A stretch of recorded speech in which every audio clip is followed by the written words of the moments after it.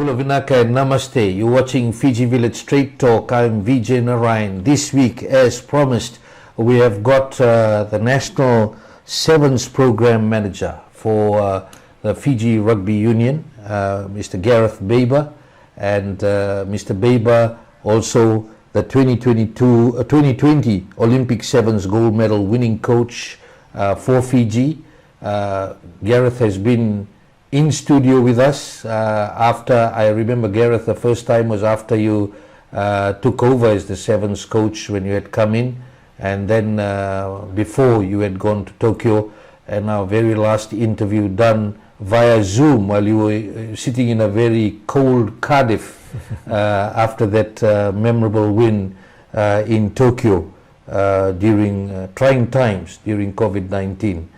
So thank you for accepting our invitation on behalf of our listeners and followers and coming to talk to us tonight. Okay. Thank you. Lovely to be here. Gareth, you're coming in as the new National Sevens Program Manager. What does your job entail?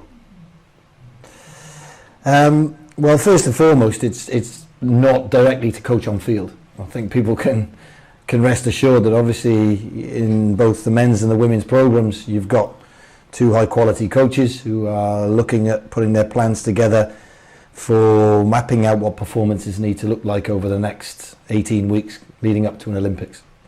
I suppose I'm being brought in with the reality of aiding that and supporting that, and then probably giving over some of my experiences, certainly here as a head coach for the men's program, but you know what I've done previously in the likes of Hong Kong in program managing men's and women's rugby, and understanding and communicating to the staff and the players and the public and yourselves alike what those elements are that are necessary to be able to look after day to day and plan ahead of time and make sure that they sit in that plan and they're operationalized in a staged process to get to the point where you are able to put those performances together. So there's this whole body of work that needs to sit above and beyond what you see simply on the rugby field as a coach. And there's the elements of the planning and administration, the knowledge of what the game you want to play, how you build a culture and an environment which recognizes who you are as people, but also recognizes as an accountability which comes from being a professional sports person in a performance environment, recognizing what the world standard is, and how do you pull all of those bits together, not just a rugby context, but a business context, to be able to deliver it at the right time. And essentially, what I want to see Osir in the management group for the men's and fully in the management group for the women's do is have a clarity around what they need, what they're good at, and what they need to approach and deliver. Because I understand wholeheartedly what pressure is like in those positions, particularly here in Fiji and particularly in Sevens environment. And really I want to support them and help them to be the best versions of themselves, so they can continuously be at that level and lead the teams to where they need to go for performance. Now, as a former coach of the National Sevens team, why do you think this is an important setup? We've never had this setup, really thinking it's also about succession planning, it's about thinking of the future, thinking about development, all encompassing instead of just upcoming tournaments? Because of probably what I've sort of indicated in why I'm here in the first place. Rugby doesn't stop because you hit an Olympics and then you then get together sometime in the future to go and play in a World Series.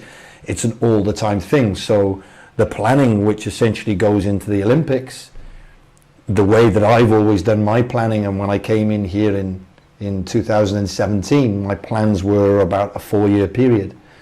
Sport and business need and require 5-year development plans and 10-year visions and 15-year missions, and you know, all of those are important for the specifics of being able to keep clarity and deliver the communication necessary to get people on board so you can go there.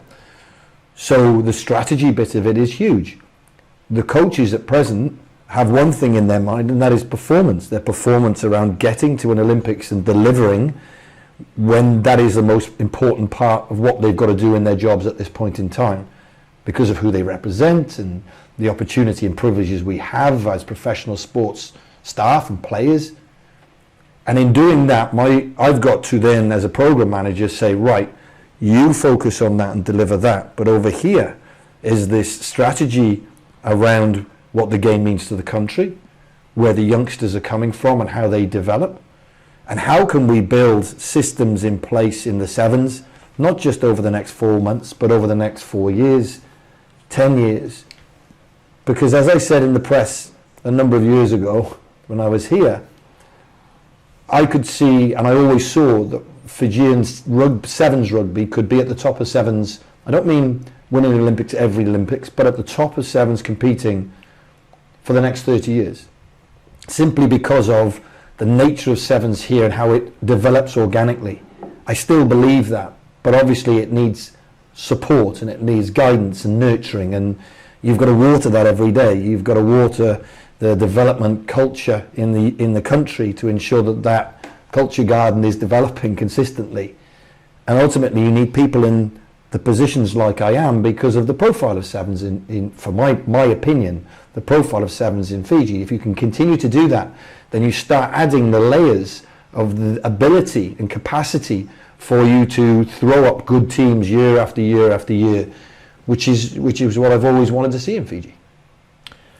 Let's go back to 2017 when you came in after the massive 2016 Rio Olympic Sevens gold medal win. You had a major task ahead, taking over from Ben Ryan. Some of the challenges, definitely everything that was happening initially, you're being compared to what Ben Ryan was doing, what would happen. What were some of the challenges for you coming into Fiji at that time? Well, ultimately, you're being brought in to recreate what is just a miracle that's just been achieved, which was, what 2016 brought to the country and what Ben and that group managed to do. And ultimately, I was coming in at a time where people were naturally going to, and that's sport. I've had that all my life. I was a player for 12 years, and you compare to every other player, and it's always a subjective view. Are you better than him? Sometimes people feel you are, sometimes they're not. So, that didn't deter me from what I needed to do.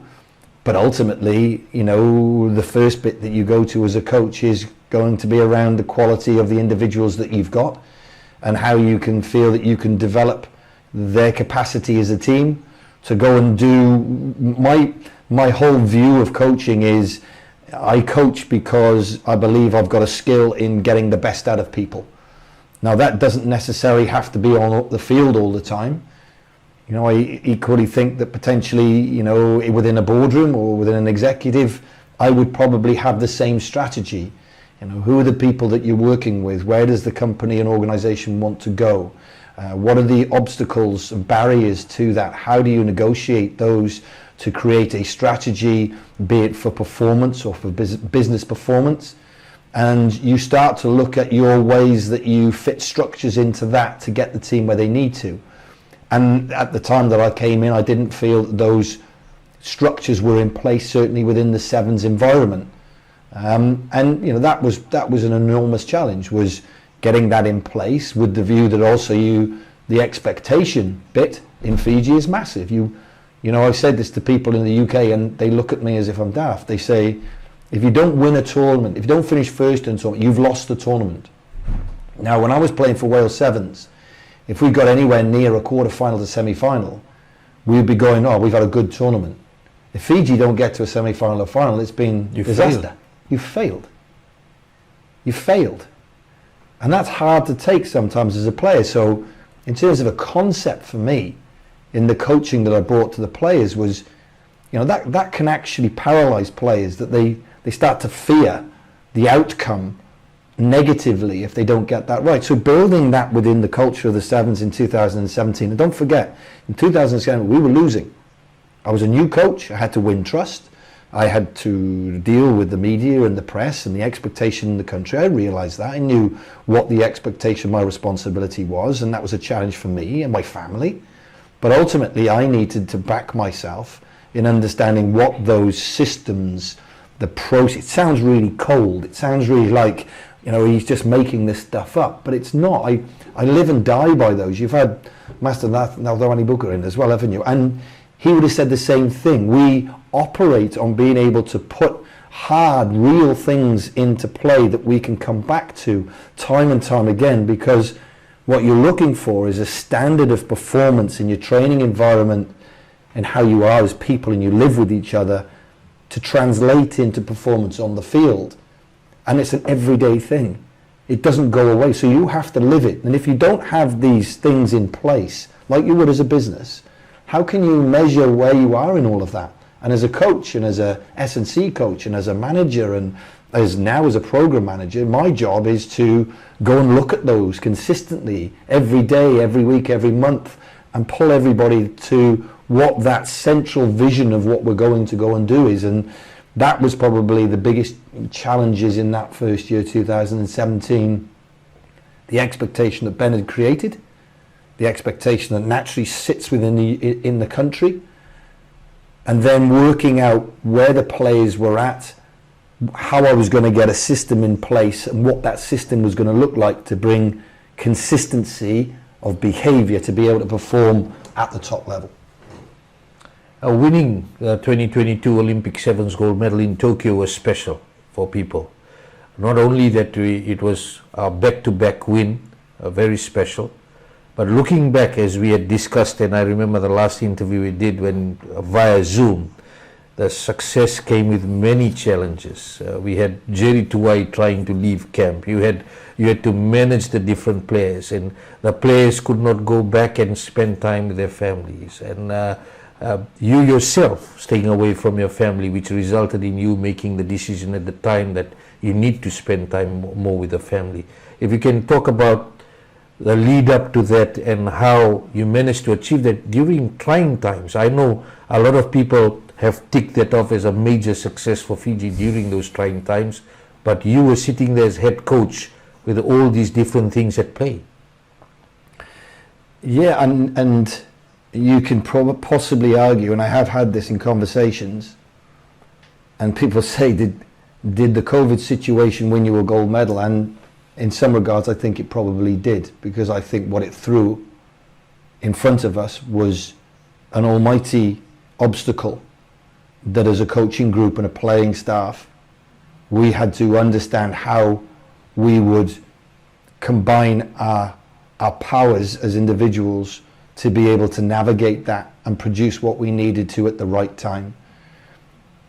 It's almost ironic that we were at the mast where the team are now housed for their training, and we went into there in 2021 on, I think it was the 7th of April.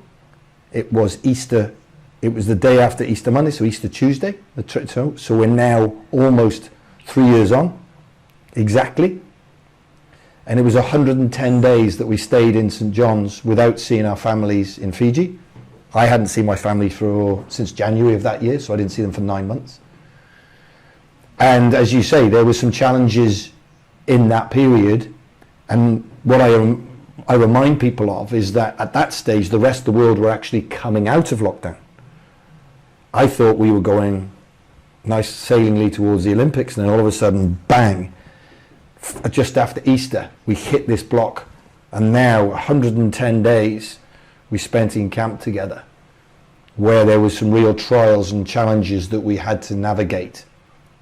But we had good people, and actually what it taught me and made me realize was the block of work that we'd challenged ourselves with and gone and hunted after in the previous 3 years now created a foundation for what we could do to elevate ourselves once again. And that wasn't simply on the field. It wasn't about running the boys more and doing more distances and them doing more tackles. It was often about sitting in rooms with each other and finding out about what our mind was like. How could we be tough in those individual situations in an Olympics? And we strategized about what the Olympics would look like without any crowds, and how would we as a family of players and staff navigate that to the point that all our goal and our focus would be solely on winning the tournament because of what it meant, what was the why behind what we were doing for the people we love, the country we love, and our connection with faith. And I think that, you know, obviously that squeeze, that challenge, that pain, that difficulty, how we work solutions, how we grew as individuals, how we challenged each other to do things differently, was actually a big reason why we were able to go to Tokyo and deliver what we were able to deliver. And when you go through a process like that, the people that you were close to, you hold very dear. And, you know, it's possibly why I have made the decision to come back and partake in delivering some of that experience that we can maybe utilize to go and do again. Just a question before we go to the break. I like what you say about the why. The why is so important for the players, the team, the players as a team, and the whole structure when they're going to any tournament, or it can be in a boardroom setting, as you said. How important was that, knowing that you had something that you couldn't see the end because the pandemic was affecting everyone, including the players and their families? I don't think you can get involved in professional sport because of how tough it is, the difficulties it can cause you as an individual. You know, we don't grow up being professional sports people. We learn what the behaviors and the way that we think. It can be hard, it can be hurtful, it can be difficult. And ultimately it's not for everybody. And, you know, there are people that dream of doing it who might not have the talent or the physical capacity to do it. And so working out that there's going to be challenges and understanding what the why is individually first. Why do you do this? Why do you come into an environment which is going to challenge and test you and push you and make you tired and fatigued and injured and sacrifice? All of those things are there, but over here has to be the reason why you keep doing it. Why do you keep coming and getting that stuff? Why do you get up in the morning to come in and have an S&C coach weigh you and then look at your food and then take you down the gym and work you hard, and you go back and you sleep and you get up 2 hours later and you go and do it again and you do it again? What is it that keeps you bringing back to that all the time? So everybody would have their individual reasons for that. And I've had that, and I know what my whys are. But ultimately, in the position as I am as a head coach, my job is to create purpose. It's to create a connection to what the purpose of the group is generally. And it was real in 2021. People were dying from COVID. They were losing loved ones. We weren't seeing our families for numbers of months of the year. And the purpose became quite obvious. It was, of all that sacrifice, of everything we've done, by winning a gold medal for the country, is going to give such a lift to people where life has been a challenge. So that almost became the end goal.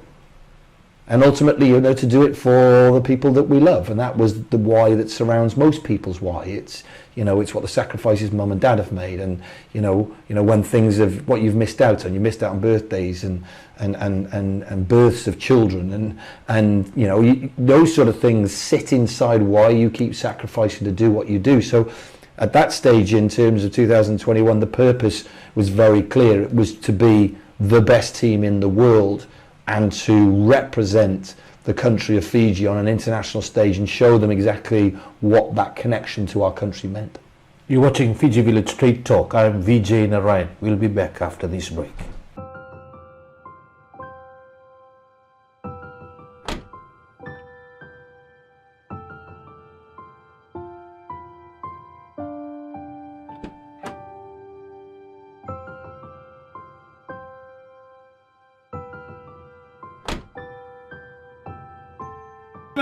Breakfast with Budana Penny and Tifa. Good yanders. It's 21 past 7 and it's Turned Up Tuesday. Turn up. Good youngers, let's go.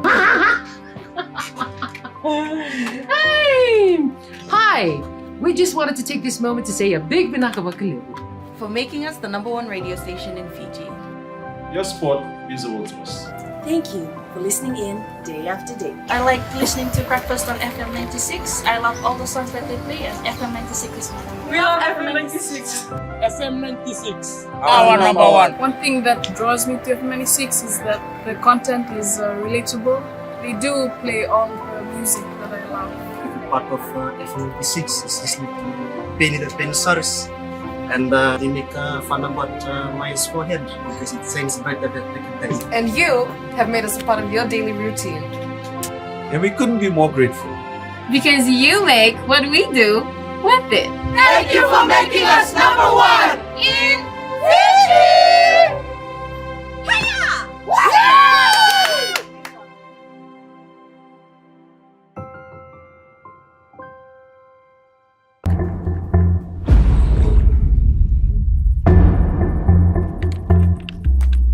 Okay, set. It's hooked up now. Are you ready to take your lie detector test? Sit. Ready. He's lying. Why are you lying to me? I wouldn't lie to you again. Liar! So, I wouldn't lie to you guys, honestly. Boleh, con man.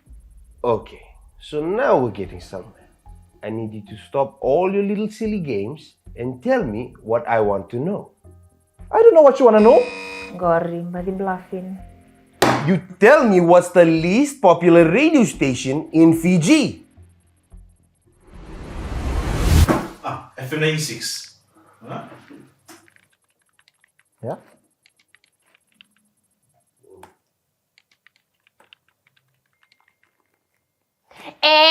You lie. Share. Eh? I'ma kick back when you fake like that. I'm a head out of the game, I don't play that back. Would you let me go? No, you never come back. I'ma be that best that you never had. I'ma kick back when you never.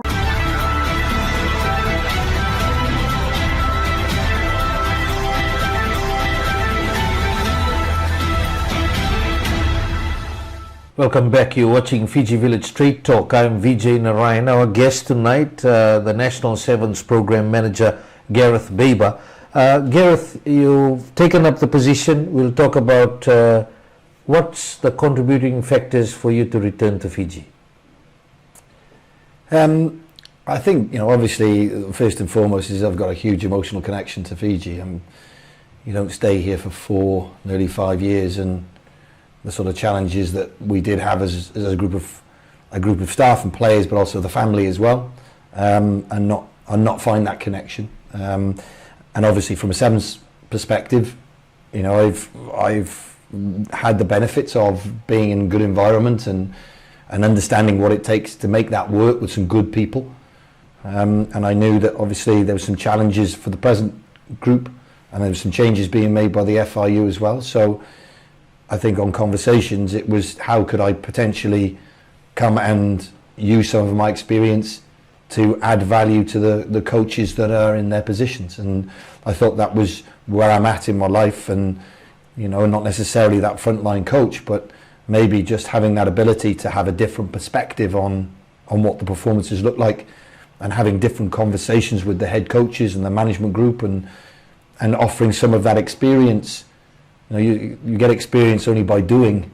Obviously, I've been in that position and I know what it can take. And having somebody, I worked with somebody when I was when I was in the position coming up to 2021, who's an executive coach. And what he provided me was another perspective on what I was doing, and how did I build those relationships with the players and the staff, and how did I motivate them, and how did I create purpose, and how did I plan, and what was next week like, and how did you message that up so everybody was clear on what you were doing.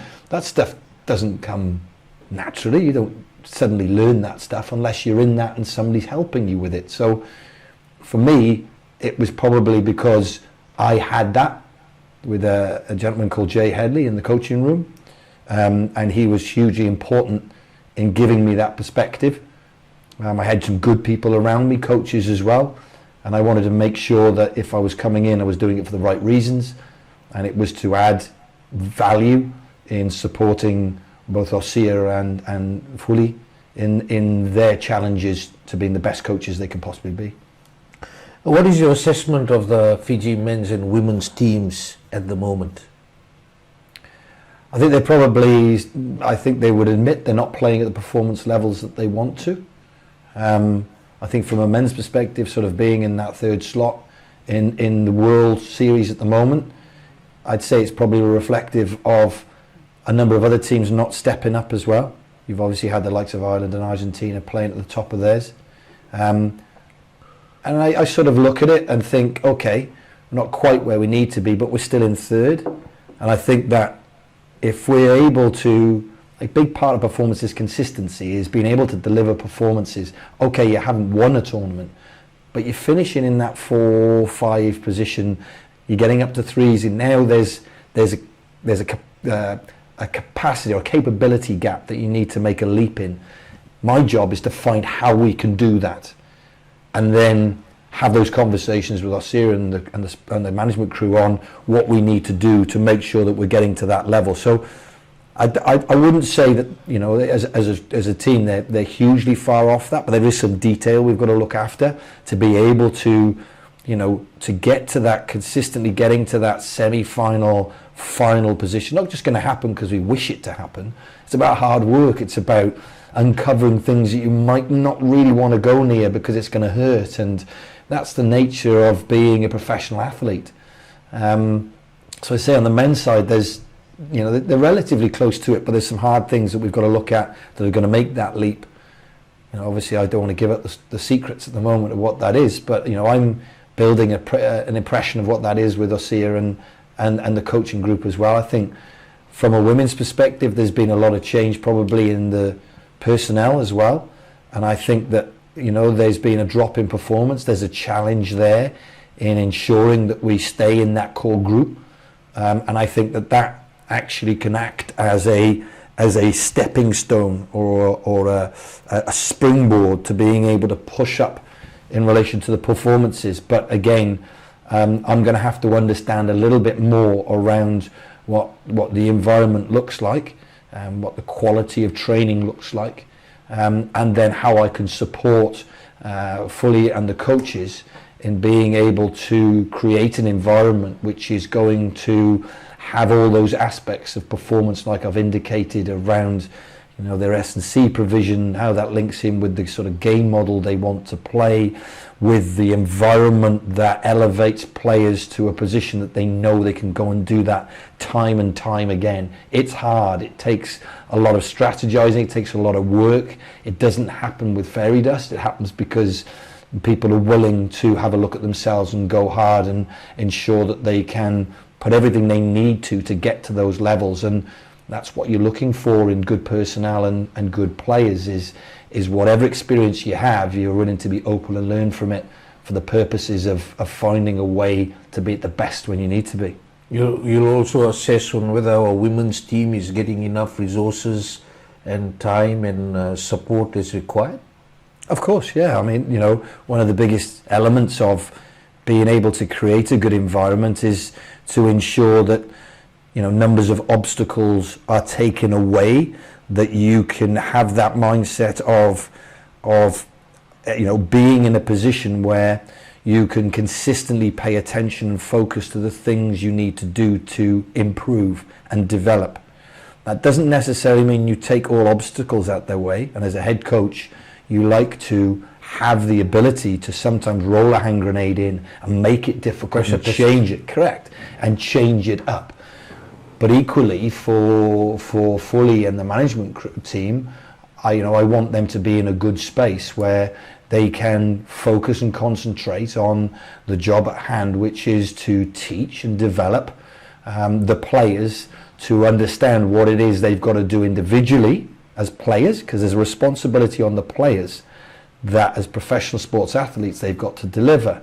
But equally then the balance of that environment being accountable but also inclusive and safe for the players to express themselves and develop the game, that ultimately they've got to be on the field, because we as coaches, we're not on the field, the players are on the field. So ultimately they've got to be able to deliver that level, and that sits for me all inside that performance puzzle, that if there are things around that bubble that are stopping you from getting to where you need to be, My job as a program manager is having conversations with people around that, how and why that is the case and how can we make it better. We've had 19 tournament losses for the men's team. Many are saying that that's unacceptable.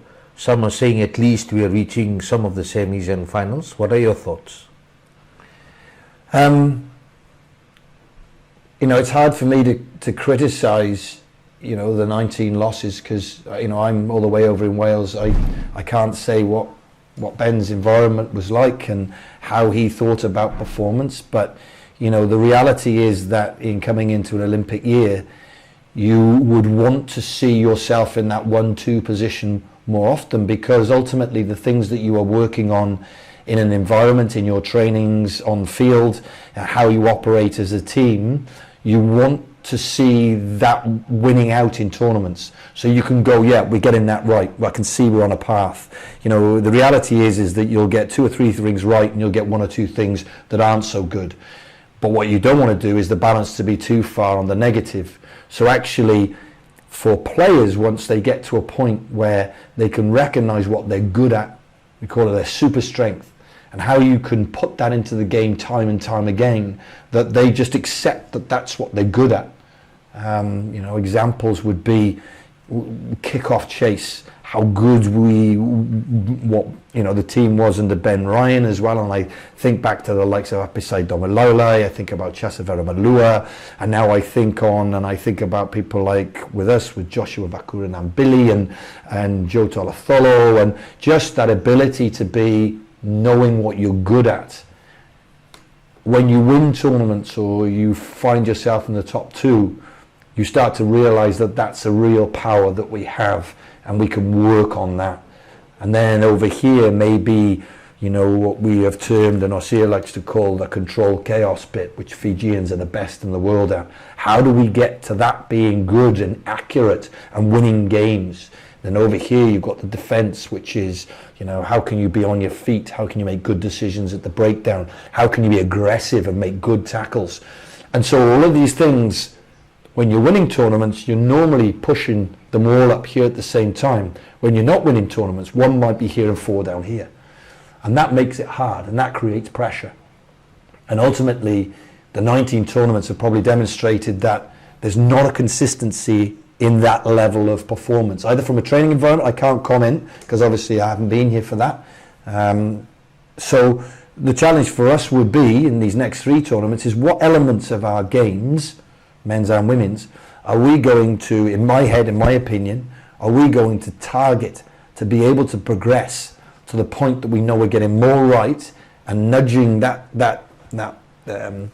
ticker, if you like, that marker over to the positives more than the negatives, because ultimately that's where confidence comes from, ultimately that's where belief comes from, and ultimately that's where consistency of performance, the ability to replicate a technique time and time again with accuracy under pressure, is what skill is. And that's what we've always been the best at in the world. I like what you said about Osea Kolinisau saying about controlled chaos. I was just having a discussion on Straight Talk with the Drua CEO, and discussing about how the Drua is making sure, Mick Byrne is coach, making sure there's a Drua game looking a bit chaotic if people do not understand what's happening, but at the same time the science behind controlling the chaos, if you've got the right players and the mindset for it. How critical is it for sevens, knowing you have lesser players on the field and absolute decision making required within seconds when you either win it or lose it? Well, for me, it's the central point of what has made Fijian sevens the best in the world. And for me, again, it comes from only my opinion, but it comes from, I believe, that the way that players grow up in Fiji, and the surfaces they play on in bare feet, the fact that the game is played at almost chest height and above, and that there is this touch element that goes into it, the one touch, and it's played in villages as kids grow up. And I get quite romantic about that, because there's no other country in the world that does something like that, not certainly in rugby. And I've often probably compared it to something like football in Brazil, in the favelas, and how that kids have grown up playing a different style of football. It's a different style of rugby that we play. It's natural. It's instinctive, but there's real subtlety in understanding, and this was part of my learning, understanding how you coach that. How do you give it freedom, but also how do you replicate it for others to provide a context of when it can be done and when it can't be done. In sevens, different to 15s. Obviously, I've coached both, but in sevens, you're almost trying to get there. You're trying to create structure and systems in the game which get you to there. And then that's when Fijians come alive. It's why we're the best at scoring tries with the fewest rucks on the field, with the fewest passes on the field. We're probably we have been one of the best teams at scoring off transition or turnover ball, because that's when defences are least organised and where Fijians can then play that instinctive game which they've grown up with. And that's what I think keeps that. Os has grown up with that. That's how Os played. I love the way he played it. I love the way he coaches it. And ultimately, our jobs is to replicate that in the women's game as well, because I think the similar thing applies there, and I've seen them at their best in that. And that plays and talks to being Fijian. It's not trying to impose something from a different way of doing things and making it about plays off lineouts or making it about plays off scrummages. There's an end goal, there's a vision, there's a way of playing, and I want to ensure that we stick as closely to that as we possibly can. How important is it to pick the team? We've seen that inexperience sometimes gets quite costly for the team too. You've got to ensure that you have the balance of some senior players, mixing it up with some up-and-coming players, but at the end of the day, it needs to be performance-based, and to ensure that we do not uproot all senior players out and leave a group of inexperienced players, which could be quite hurtful for the team as a whole. Absolutely. I'll use the business analogy again. I mean, successful businesses generally get that right, that you have experience, you have people that understand what the business environment looks like, you have people who model the behaviours, strategies, things you work to within a business. If you cleared all them out and just threw in some graduates from university, what would you get? You get a drop off in business. And performance. So rugby's no different, sport's no different. So part of the challenge is to navigate and plan and strategize around how you can introduce those youngsters into that environment. Talent alone is not enough in my book. That's not my quote, that's another person's quote, but for me, you've really got to understand that from a coaching perspective of how you can blend that. Another analogy is you're very much like the conductor of an orchestra, where you're not actually playing any instruments, but you're trying to pull people into those positions time and time again to give them the exposure that they need to be able to develop. The challenge with inexperience is it hasn't been honed. It's not at a stage where it understands that pressure and hasn't had experience of that pressure and fatigue and stress that go on in the game. But the only way you're going to get there is by experiencing it. But it can bite you. And it's bitten me all through my career, because ultimately what I want to do is give individuals the opportunity to do that. But as good coaches would say, you do that with having some basis for what that individual, that newbie into the group can sort of elevate itself. I mean, I'll use one, which was, I remember in 2017 when we went to Hong Kong, and there was a young man called Masulami Kunavula, who was only 19, 20 at the time. And I look back on the videos, I've worked with him recently up in Edinburgh, and he was this long, thin man, but a great rugby player. And I can remember visiting his family just outside Singatoka, where his family were from, to say thank you very much on his selection and the sacrifices they put to him to get where they needed, and how humbled they were. And they were farmers, and I can remember coming away just thinking they were beautiful people, and it was a wonderful place to grow up, very different to where I grew up. And then a week later, he's running out against 45,000 people in the stadium against South Africa in a final. And as a coach, you take heart from that. I didn't know how he was going to perform, and you know what? He could have got it wrong. But those are the gambles that you take, and ultimately, he had a great career as a sevens player, and he's gone on to be a professional player and played for several clubs. And that's one that went right. But I've had numbers of those that haven't been there. And your job as a coach is is still to nurture, is still to provide opportunity for that individual to grow and learn. And, you know, some of those will become the best players in the world. And I'm sure even the best players in the world will probably be able to point to coaches who backed them and helped them and nurtured them and developed them. And when they made mistakes, gave them some objectivity to be able to understand how they could get better. Matemo Ravovo is making a comeback. He's been named in the Hong Kong team. Jerry Tuwai has said that he's trying his very best. It's been said that fitness will be the key, and where you stand at that. Definitely the Hong Kong team is not the team that's going to the Olympics. What's the plan going ahead for some of these senior players who's knocking on the door of selection? Well, I mean, ultimately, I think that, you'd have to speak to Osir about what that looks like in the future. But, obviously he has that selection dilemma. But, Vatamo and Jerry have huge amounts of experience, as does Osir.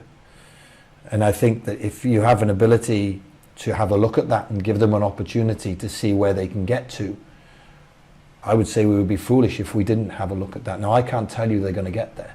And there's some hard realities of what they would have to be able to do to get to that point. The obvious challenge in that, as you get older, is that it gets harder to hit the fitness levels that are very obvious in sevens. And I look at Argentina, I look at Ireland, and look how they play, how quick they are around the field, the physicality they got. That's what you're going after all the time. However, what experience can do is it can give you another level of performance. And whether those players actually get to that point that they can play in an Olympics and have gone through that process, I don't necessarily. I know that some things have been made about Jerry proving his fitness. Yes, he has to do that, but he's done some wonderful things for this country. But ultimately, there's a level of performance that we can see and we understand that he's going to have to get to be able to make that experience count.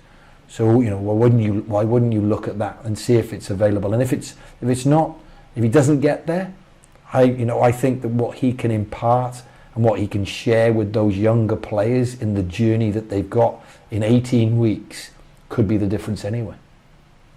You're watching Fiji Village Straight Talk. I'm Vijay Narayan. We'll be back after this break. Ni sambulo binakatare nan reng ngamodengu and VTFM ngono mlito kani microphone rock sebuta out mama ayaw mikan galon bola how my wish some tagi chilango bing de miska kana tadina oi ono no sala de sante miste logo apa ngor oi apa ngor ge pamutak tamo ngor ko ni out domo no tarwego right quando manda que vai com melewa ene vi tamba kana no mutai se bera manda ngi dola lubengu se ruo se vida na lubengu ko elo tilio ola sanga manda mo la sami kemra mo reni bimbiu mai Modengu and VTFM and Beto Corvina Chugane Punjas, proud sponsors of the Fijian Ruango, Mike Randua. I've always resorted to drugs because of the work that I do as a coping mechanism. You said you started sex work and drugs at the same time? I was 12 years old. Do you believe, based on the current situation, your salary and allowances should be reviewed and reduced? Definitely, I think it should be reviewed to reflect what is there in the market. Is the government of the day promoting nepotism within our community and hatred towards Indo-Fijians? Thank you very much. The answer is no. $1 in $3 of our taxes goes towards servicing our debt. So you can't say it's nothing. There's also the need to do financial inclusion a bit better.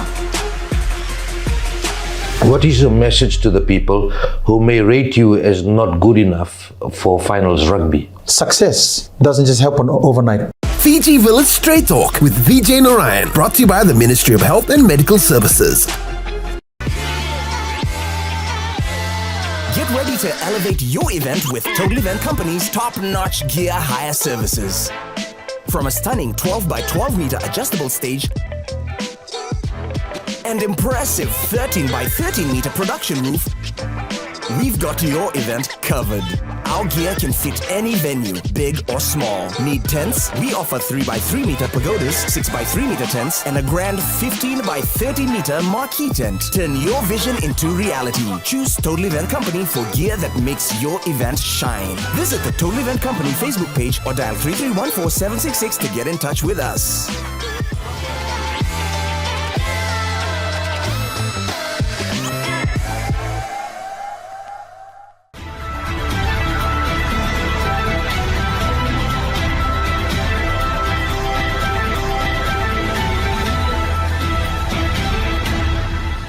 Welcome back. You're watching Fiji Village Straight Talk. I'm Vijay Narayan. As earlier stated, our guest tonight, the National Sevens Program Manager, Gareth Baber. Now, Gareth, we've been talking about the different things that have to be right in the mix. Of course, it's not an overnight success. It's not even success where we can taste every 4 years. It has to be a build-up, a right setup. 18 weeks to go.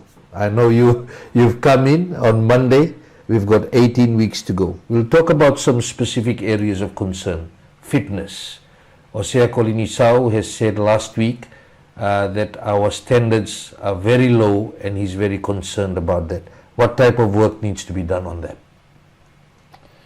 Well, I haven't had that conversation around the standards that Os is talking about, but I'm guessing you're linking them to the fitness more than anything.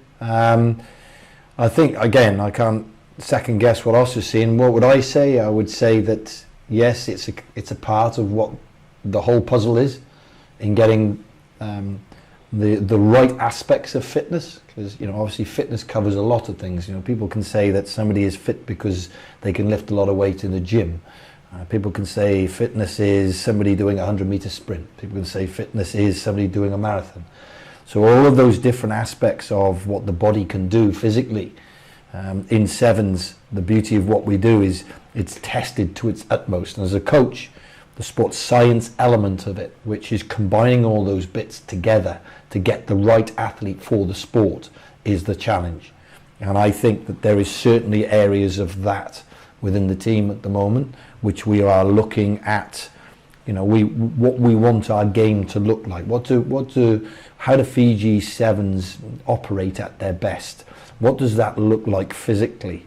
So when you do look at it, everybody they've got to be fit. Okay, but what fitness are we talking? You want them to run a marathon? No, I don't want them to run a marathon. Okay, so you want them to be able to do a high jump? No, I don't want to do a high jump. So you're talking specifically about playing rugby sevens. What is the fitness? So it's about getting strong first and foremost, which is the foundation for any type of fitness. It's about being able to be strong and physical. I mean, you know, manipulate people in a ball carry, that you hurt people, that you can get past them and you hurt them in terms of decision making that gives you opportunity to play. And how many times you can do that time and time again are two different types of fitness. So I run at you and I get through you and I go on the floor and we go on the floor. I get up and I go and do it again. I get up, I go and do it again. Now after 2 or 3 times you're not getting up anymore. I've won. That's one type of fitness. The other fitness is, in the first one I do at you, how does I come out? If I'm stronger than you in that one, I've won that one. There's 2 wins. And then how many times can I do that in 45 seconds?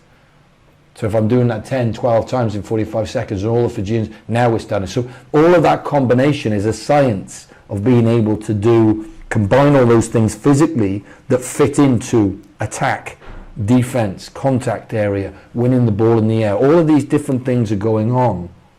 And our job is to pull it all together to create the athlete. And I think that there's some work there that certainly needs to be done with this group of athletes. I see them playing the game that we want them to play and what that sort of game model is. I've seen that, but I'm not seeing it enough.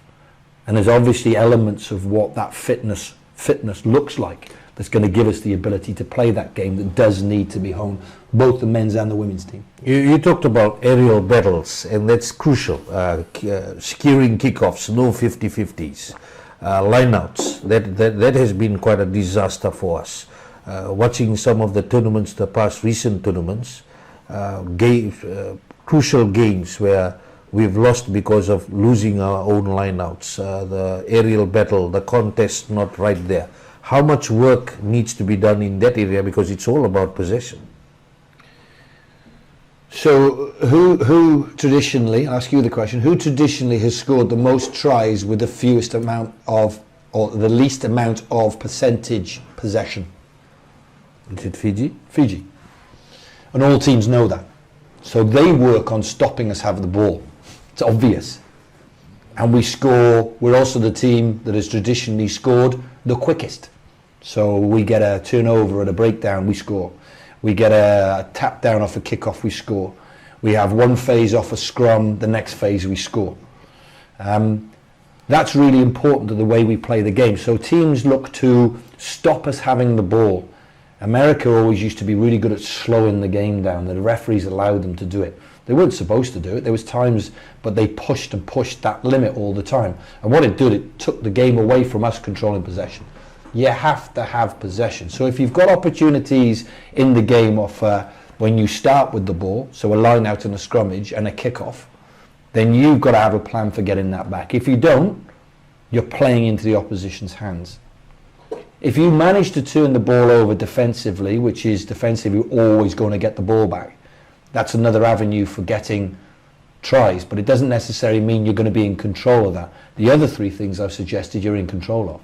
So ultimately, that has to be a foundation. If we have one line out of the game and one scrummage in the game and we win 3 kickoffs, to me that's 5 tries that Fiji is scoring because we're that good at attacking.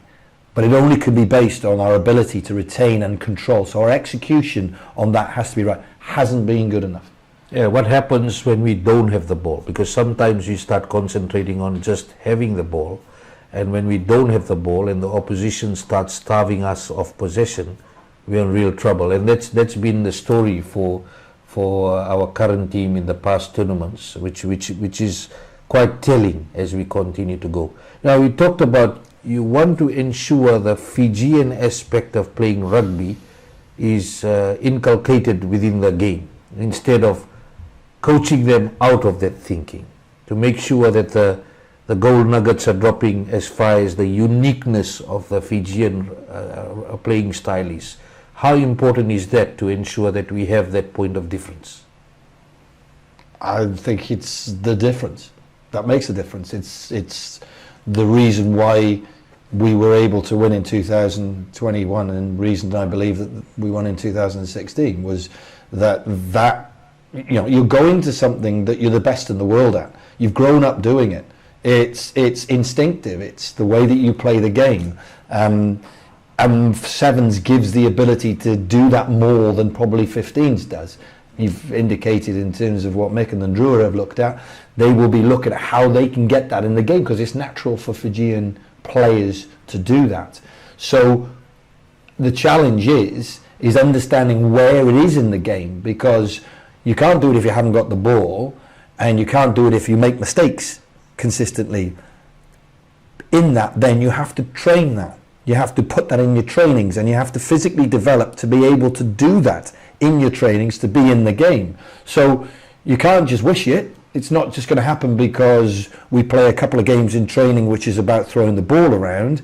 It's because as coaches we've taught the players that, one, they've got to be in a gym and physically be able to do it.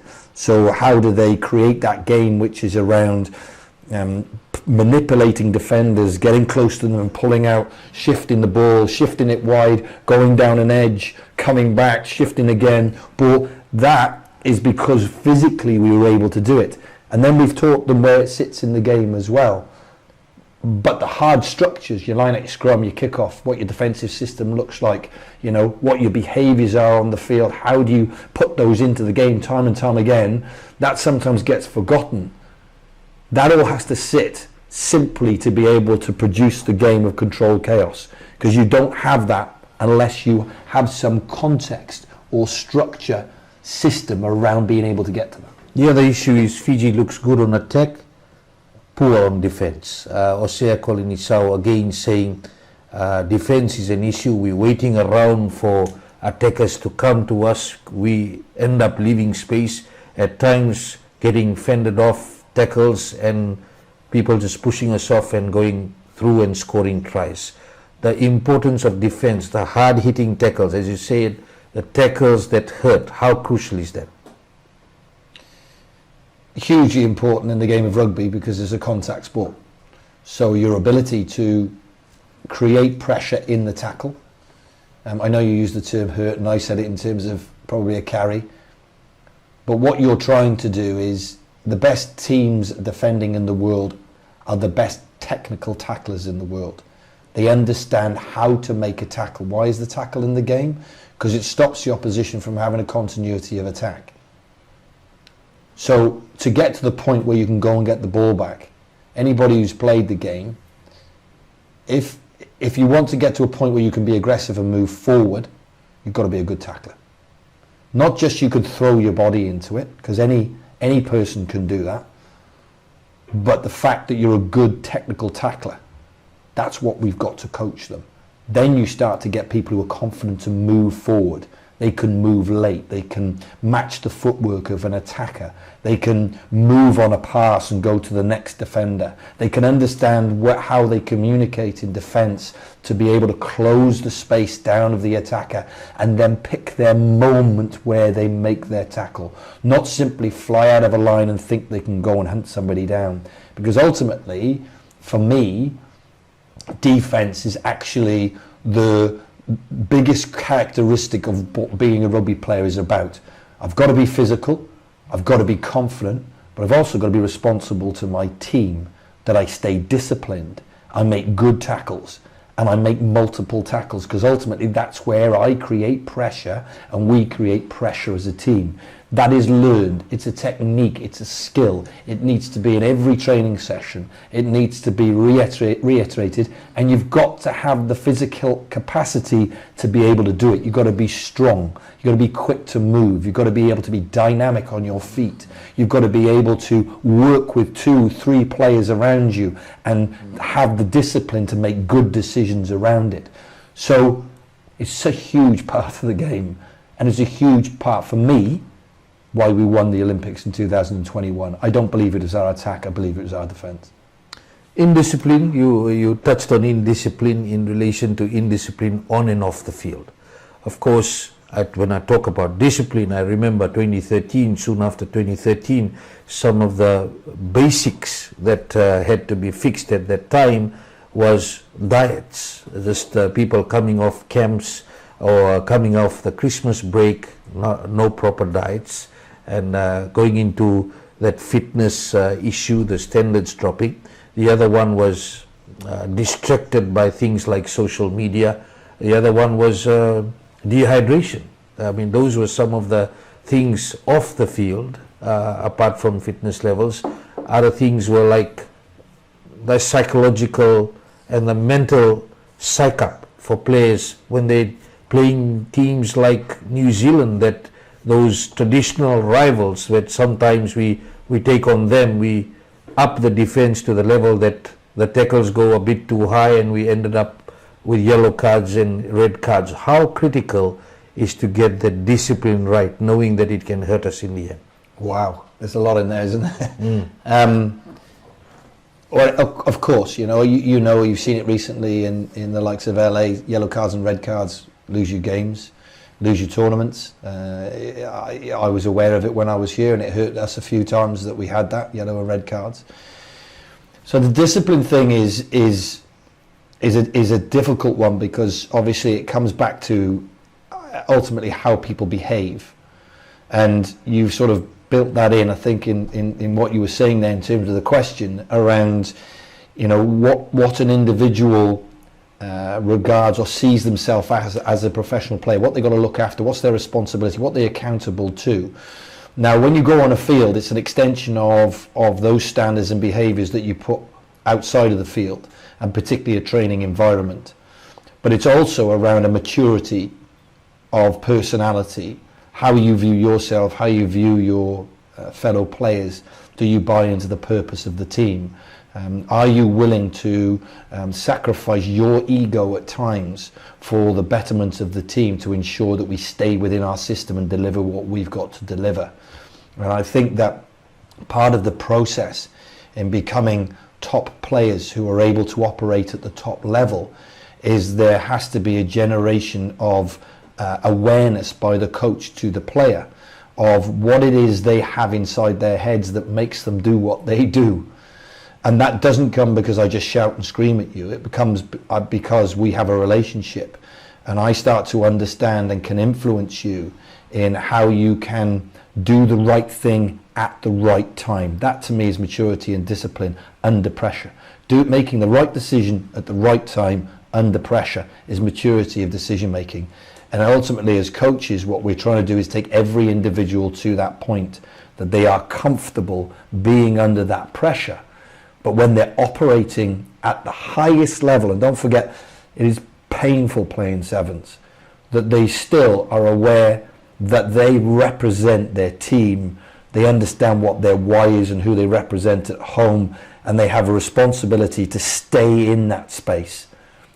The challenge with younger players is they don't have that learning, and they possibly haven't had coaches at the age of 17, 18, 19 who have engaged them that way. For a professional player, they sometimes have to learn that painfully.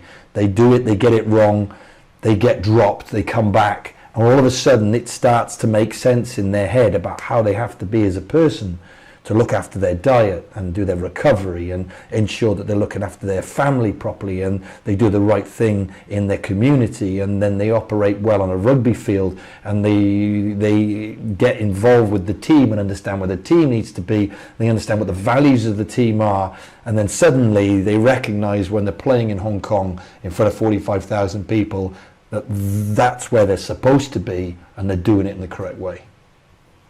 Individual play also gets costly. There's a lot of individual play, a lot of talk about that. Osea again raised the issue based on assessment of the past tournaments that has cost the team dearly when individuals are trying to do their own things. How can we ensure that we do not continue to have that mindset which may end up hurting the team? Well, again, I think you've got to understand where it comes from. You know, is it an individual that's trying to prove a point to everybody in the world that he's better than everybody else and he can do something? Then you've got a problem. What you find quite often is young men do things because they want to solve things for the right reasons. They want to help the team, and so they go and do this thing that potentially hurts the team. Those two scenarios are very different. The one over here for me is driven by ego. The individual wants to show everybody what they've got and how good they are. And even though they might have the talent, they get it wrong. And over here you've got an individual whose behaviours and values are about looking after people, looking after their family, looking after their team. They've just got it wrong in their decision making. Those two different contexts, as a coach, you address very differently. But the same thing is applying. You're trying to generate awareness around why they think like that, and then get them to understand what they need to do to not be in those positions and to not think like that in a game, but to have a different mind. That's what a performance mindset is called. How you get there is months and years of developing that individual to recognize where they are in that space. But sometimes players are completely unaware of it. They're blind to it. They don't see that that's the way they operate. But ultimately the coach's job is to bring that awareness to them. Some players don't get there.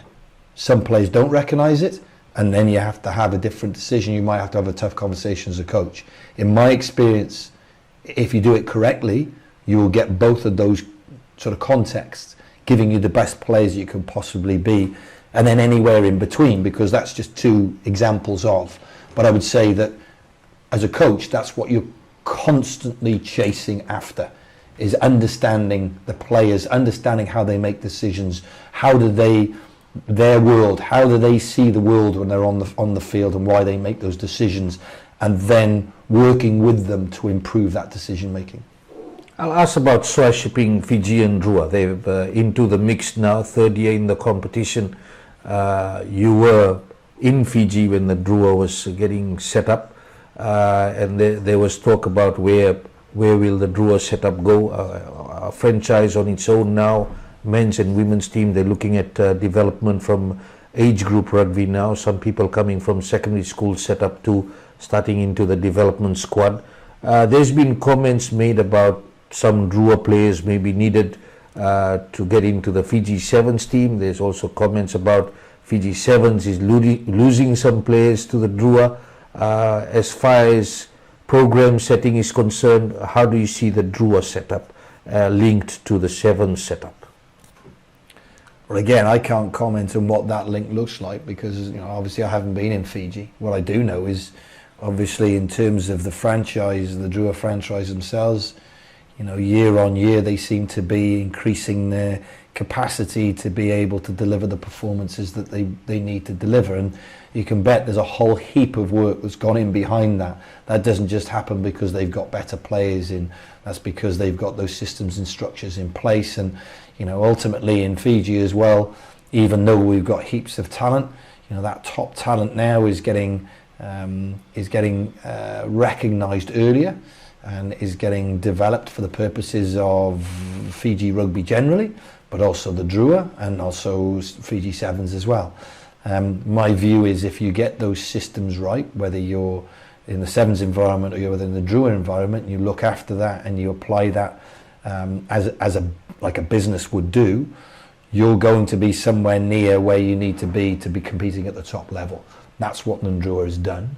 And I think that, part of my job here is to recognise what those, we call them talent development pathways, what they look like for Sevens. I don't believe they're mutually exclusive, i.e. I don't believe just because the Drua are doing that it means that Fiji Sevens can't do it and can't get that talent through as well. But what it does take is resourcing and investment, and it takes time to strategize and work it out and get good personnel in there to make sure that develops. So, it's great that there's Drua happening and they're doing well. Are there players in there that I'd like to see play in the Sevens? Yes, I'd love to. There's some great players in there, but they're contracted to play rugby for the Drua. They're not contracted to play rugby for the Sevens. So that's potentially a conversation with Osir and the Drua management to see if that works. But that's not something that you take as read. It's not something that you're going to say, right, they have to do that, because ultimately those players are on a different pathway anyway. So ultimately over here, Sevens, you've got to create that in what we do. And I think that obviously, the experience that I've had here and how I can help with that, and as I've sort of said from the beginning, if I can add value in that, then I'll try and do that as much as I can. How long is your contract under this new my contract will stay through to the Olympics. So I'll do the Olympics and the review of the Olympics. Yeah. 18 weeks. Yeah, and that was, obviously I talked with the FIU and the high performance group in the FIU, and I have a job in Cardiff, and it's back with my family. It was important that I'm with my family. I will do this in blocks of work, and as I said, my objective is to try and create as much focus around what the groups need to do to go and do what I know is so important to the country and to those people involved. And I've been lucky enough to be involved and privileged enough to be involved with that.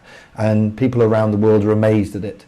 And I know how much it means to us as Fijians to do that. And, why did I come back? Because I have an emotional attachment with Fiji, and I want them to be the best Sevens team and teams in the world. We're going through a challenge at the moment, but what comes with challenge is opportunity, and I think that's what I want to chase after. What will happen if there's further interest for you to stay on? You'll have to interview me again. Will the door be open? Yeah, for sure. I was thinking both. I won't draw a line under either. I did say that when I finished with the Sevens that in 2021, I wanted to get back into 15s. I still enjoy 15s. I really do. That was where I grew up playing as well.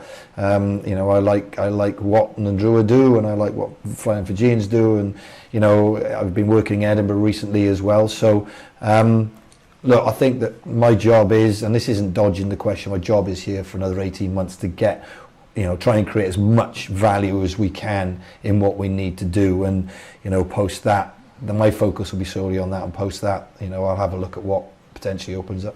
I'm sure a lot of interested people are watching this interview and will be maybe contacting you to have some discussions. My final question about the two teams, the men's and women's teams. Can we win the gold medal in the Olympics? It's a challenge. Like you say, I think people need to know that, because of obviously you want to be in a position, you go through a season from a men's perspective, that you're winning tournaments and you can see what you potentially need to do to just get past that 1-2 spot. But I'll say it was a challenge in 2021 as well. We weren't in great shape in 2021. We hadn't won any of the tournaments on that year. But what we had was a block of work in, as I said, 18 weeks, effectively the same, that we were able to create something, and I'm hopeful, and we will be working tirelessly to make sure that happens.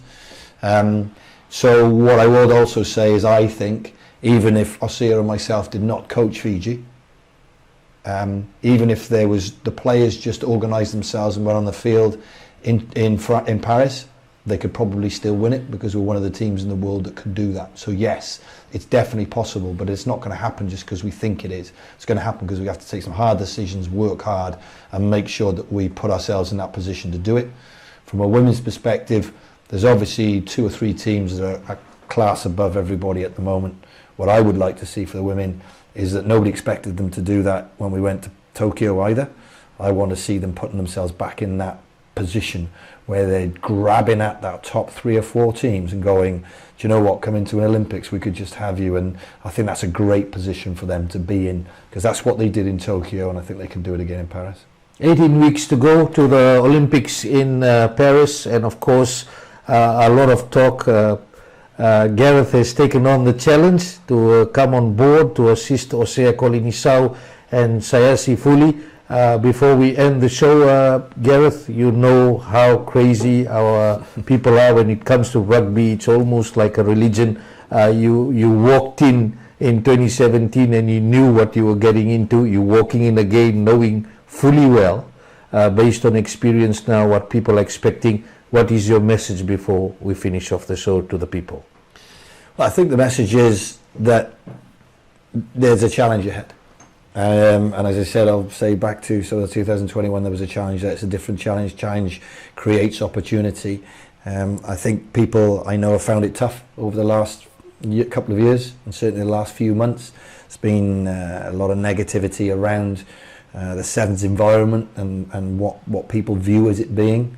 I think that, you know, the reality is now that we'll work as hard as we possibly can to create, as I've said, I've discussed tonight, what those levels of performance need to look like and what those environments need to represent and create for the ability of the players to jump up and do something very, very special come July of this year. And you know, I know that Ossie is already speaking to his management, the players, and fully doing something similar. It's really just mapping out how hard we're going to work and understanding exactly what needs to be done to get that right. Thank you, Gareth, and thank you for making yourself available for this show to talk directly to the fans out there in relation to the plans going forward. And no doubt we'll be having you back on the show in due course to talk further about rugby and development. Until next week, have a great evening.